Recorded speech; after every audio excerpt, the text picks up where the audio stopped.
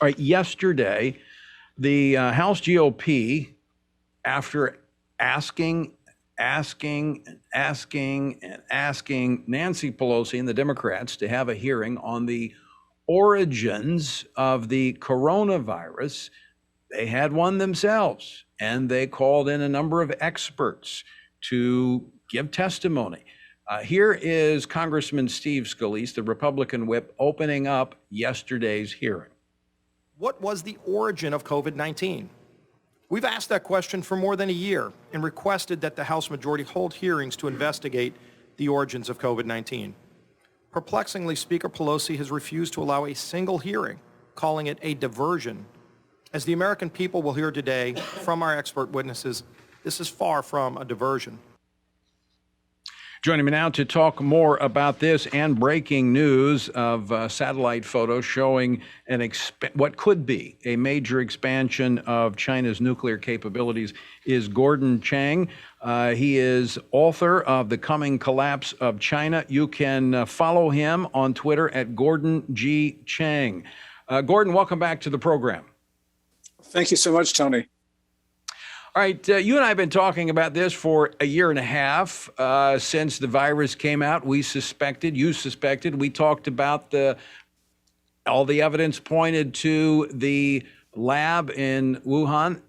That appears to be the consensus. Actually, I think it was unanimous from the experts who testified yesterday that that's where it came from. Yeah, there's two things, Tony. First of all, there's the virus itself, SARS-CoV-2, the pathogen. It looks engineered because there are unusual combinations of amino acids. There's the double CCG sequence, which doesn't appear in nature, which means there was gene splicing. But also there's a lot of circumstantial evidence. We have heard, for instance, 3 researchers from the Wuhan Institute in November 2019 fell ill with COVID-19-like symptoms and were hospitalized. This list goes on and on. So this is important because if this was a biological weapon, we have got to take action to defend ourselves. That actually was a part of the questioning. Congressman Mark Green of Tennessee asked the witnesses about the CCP's submission to the Biological Weapons Convention in 2011, raising the concerns that communist China could use genetic markers to create biological weapons. Yes, and we know that China's working on pathogens that will attack specific ethnic genetic groups. And so that means, for instance, that the next bug from China could leave the Chinese immune, but sicken and kill everybody else, which means it could be a civilization killer.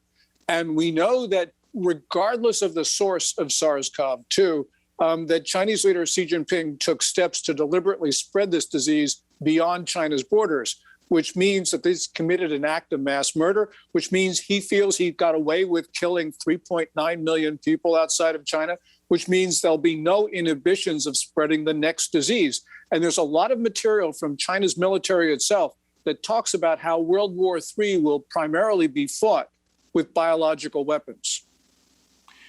Gordon, when we talk of gain of function, and that's what we're talking about, making these viruses more lethal, is there evidence to substantiate the claims that the United States was helping in this effort through the funding of the Wuhan lab?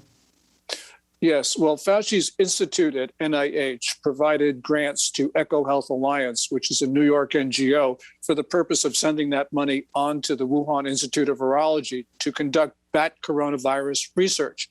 Now, Fauci says that he did not authorize gain of function, but there have been papers that have been issued by researchers at the Wuhan Institute about what they did with bat coronaviruses. And it's clear that they were engaged in gain of function experimentation, which means that Fauci should have known that regardless of what restrictions he put on his funding, his money was used in effect for biological weapons research. So Fauci just was not forthcoming when he was questioned by the Senate on this, because he had to know what his research funds were being used for. So Gordon, for the layman, and I would include myself in this, I'm not a scientist, what would be the productive benefit of the gain of function of doing this with the Communist Party of China? I mean, what did America have to gain by that? Nothing. You don't need to be an expert. You don't need to be a virologist to know that we were engaged in funding research that should have not have been conducted in the first place. This was so dangerous that the Obama administration prohibited Americans on American soil from doing this. And what Fauci effectively did was he outsourced this to China, because he has been on record as saying that gain of function research is important. You know, that's a technical conversation. I actually think that there's no benefit for doing this. And so really what we have here is an invasion of American law. All right, if you could find a reason to do it, I certainly wouldn't do it with the Communist Party of China.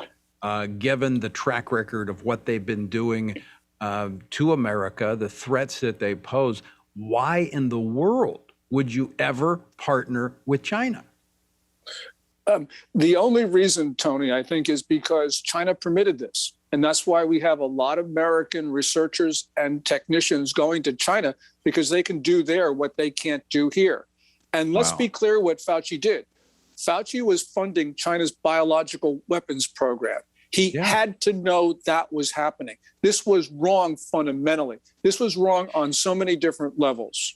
This really, Gordon, for me, just highlights the moral implosion that is taking place in not just government, but business as well. Because, you know, you read about Nike and record sales that Nike's having, and, you know, they have benefited from slave labor in China. And you've got these American companies that are tripping over themselves to do business with China, when China, I mean, this shows they don't have good intentions for the rest of the world. Well, they certainly don't. You know, just on the issue of Nike, they had to know that through a subcontractor in Qingdao, their shoes were being made in facilities that looked like a concentration camp by Uyghur women. In other words, by people who were there, had no choice to be there. In other words, slaves. So Nike, which has the gall to lecture Americans about all sorts of things, was intentionally using slave labor of racial minorities to build their build their shoes. Yeah, the height of hypocrisy. Nike can jump high when it comes to hypocrisy. They know no bounds. Let's transition, because I think these two issues are related. When you look at the potential biological threat that China poses to the rest of the world, then you look at these latest, this is breaking news today, commercial satellite photographs that reveal over 100 new silos for ICBMs in China. What do we know about this, Gordon? Well, there are 119 circular holes in Gansu province, which look like they're building silos for intercontinental ballistic missiles. Also, elsewhere in China, there are 26 other silos under construction. So the total is 145. Really, what China is doing here is it is developing something that it's never had before. And that is, it's always had a land-based deterrent, but their missiles, their ICBMs, land-based ICBMs, were on mobile launchers.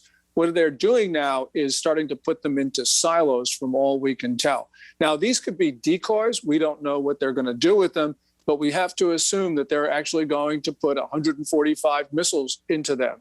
And for various technical reasons relating to how deterrence works, I think the land-based portion, in other words, these silos, are going to be the most critical part of China's deterrence or China's offensive capability. Yeah, I do think we have to put out the possibility that they are silos without the missiles. I mean, this is where the art of war came from. Sun Tzu would suggest that that's a good tactic. But we also, knowing their ill intent, need to be watching this. I mean, this is if in fact these silos are going to contain ICBMs, this is a major expansion of their nuclear capabilities, is it not? It certainly appears that, Tony. And I don't believe that these are decoy silos for a number of reasons. But in any event, China has not been transparent like the Soviets were. The Soviets were actually fairly transparent about their nuclear weapons capability. The Chinese are refusing to discuss this either with Russia or the United States. And, we have a lot of Americans who say, oh, the United States, by modernizing its nuclear forces, is engaging in an arms race. No, we're not. We're just trying to modernize weapons that have not been updated for decades. So we've got a real problem here, and China is fueling this. But, clearly these silos are an indication that we've got to go ahead with our land-based modernization efforts, because China certainly looks like they're developing a whole new capability with these 145 silos. Other reasons that you believe these are not decoys, but they're the real thing? Yes, and the reason is that there is a lot of discussion and controversy over the modernization of the U.S. land-based deterrent, the third leg of the triad. And so if for China to actually start building silos, what they're doing is they're strengthening the arguments of those Americans who want to update our land-based deterrent. That doesn't make sense for China if they were just having decoys. So, I don't know China's intentions, of course, but we have to assume that these are real and that there are probably going to be more of them. Yeah, that's a good point. I was looking back, we've seen since the first of the year a number of military commanders, intel community as well, briefing Congress, and of course they are elusive in specifics, but repeatedly we see China as being identified as the greatest military threat to the United States. Of course, they often talk about the economic, they talk about the cyber, but I'm wondering if the military had, in the intel community, had this, before the commercial satellites picked it up, and that is a part of why they are warning about the threat of China.